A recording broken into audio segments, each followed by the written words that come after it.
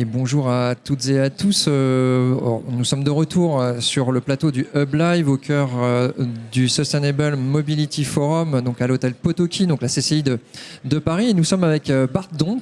Bonjour. Bonjour. Vous êtes échevin de la mobilité des travaux publics et du stationnement également, il me semble, à la ville de Bruxelles. Donc bienvenue.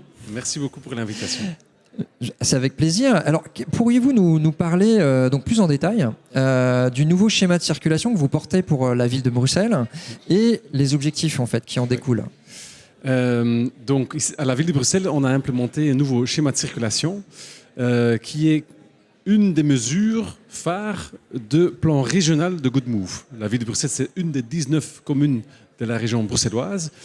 Et à la ville de Bruxelles, on a décidé d'essayer de diminuer le trafic de transit dans nos quartiers fort habités, avec beaucoup de commerce, beaucoup de vie.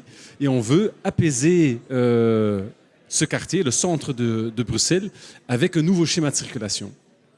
Et l'objectif, c'est donc la diminution de la pression automobile, mais surtout d'utiliser la mobilité comme un levier pour rendre la ville, nos quartiers, plus agréables au niveau de sécurité routière, parce qu'il y a quand même beaucoup de problèmes au niveau de sécurité routière, des rues où les gens roulent beaucoup trop vite. Même chose par rapport à la qualité de l'air.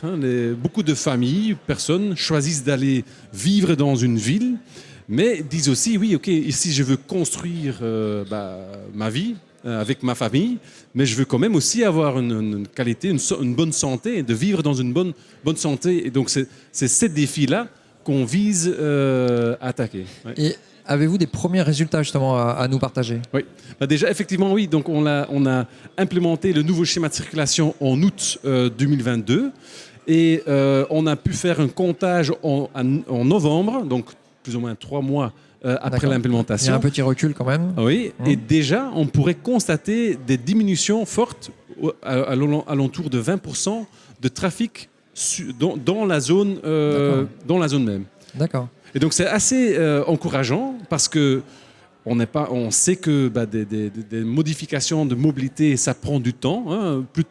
Les experts disent plutôt qu'il faut attendre 5-6 mois avant de vraiment pouvoir commencer à évaluer.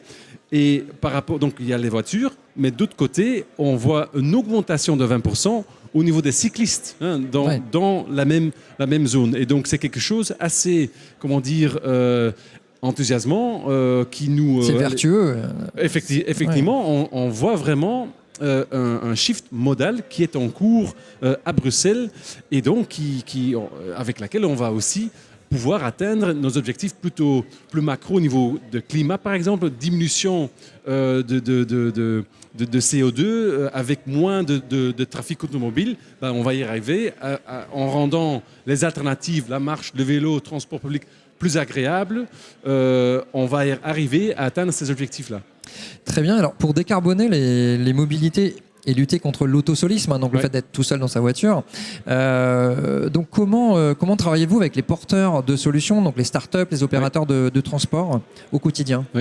J'ai vu que j'ai déjà pu passer des gens de GetAround, les opérateurs de voitures partagées. C'est vraiment quelque chose très important dans toute notre stratégie, donc le plan Good Move, comme je viens de dire, c'est de dire et donner des alternatives. C'est pas justement donner des alternatives à la voiture, parce que de temps en temps, chaque personne a de temps en temps besoin, un peu plus ou moins, d'une voiture.